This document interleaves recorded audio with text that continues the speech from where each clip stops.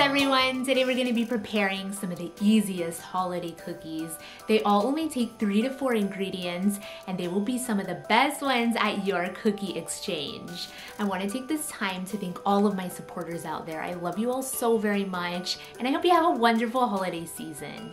Now let's get started. Okay, so today we're going to be making 3 different cookies. The first cookie we're making is a 2-ingredient shortbread. This only consists of 2 cups of almond flour and 1/2 cup of pure maple syrup. We're going to mix these 2 ingredients together until the dough forms. These little cookies are so delicious. You won't even know that there isn't any butter or flour. They are so crispy and flavorful. If you guys are new here, welcome to my channel. I post unique recipes like these ones today. Be sure to subscribe so you won't miss out on them. Once the dough's formed, you want to pop this into the freezer for 15 minutes. That way it'll be easier to roll out. The thickness of these cookies really depends on how you like them. For a crispy cookie, roll it out pretty thin, about 1/4 inch, or if you want it more on the chewy side, go for 1/2 inch. Place them on some parchment paper and decorate them how you please. I'm using the back of this whiz to make a thumbprint style cookie. Or dip them in chocolate after they're ready. We're gonna bake these in the oven at 250 degrees Fahrenheit for 15 minutes.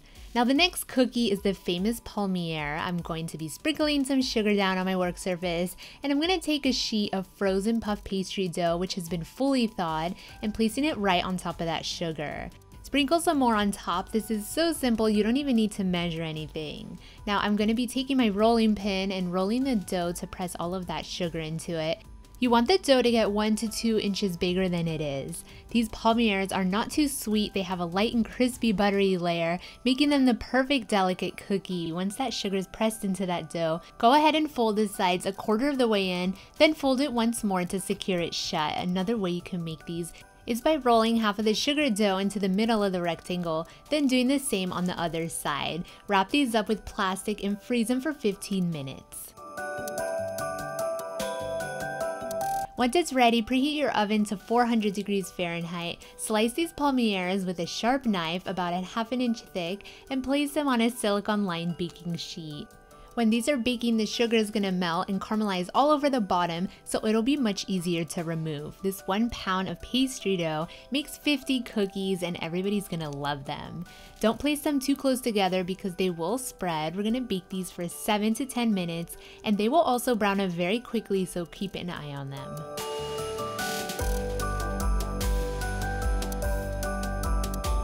And now for the last of the cookies, I'm going to show you how to make these incredibly delicious fudge brownie biscottis. All you need are these 4 simple ingredients. Choose whichever brownie mix is your favorite. I added 1/3 cup oil and 1.5 cups of flour to my bowl, along with 3 eggs. Mix this batter all up, and I'm adding some sliced almonds, but you may want to add some walnuts, some chocolate chips, or maybe some dried cranberries. Once it's all mixed together, you want to shape this into a log, and depending on how big you want your biscotti, base your log off of that shape. I divided my dough into 2 logs. Remember to keep in mind how big your cookie boxes are that you're going to be using. Once the logs are shaped, place them into a preheated oven of 350 degrees Fahrenheit, and we're going to bake these for 25 minutes. Once the logs are ready, they should be firm to the touch, and then you're going to be slicing these biscottis about 1 inch thick. Slice them straight or in an angle and place them back onto your baking sheet. Right now they're soft, but we're going to bake them for 12 more minutes at 300 degrees Fahrenheit. Then they're going to firm up into that crispy, crunchy texture. Get your cup of coffee ready or a nice tall glass of milk because these delectable Christmas cookies are ready.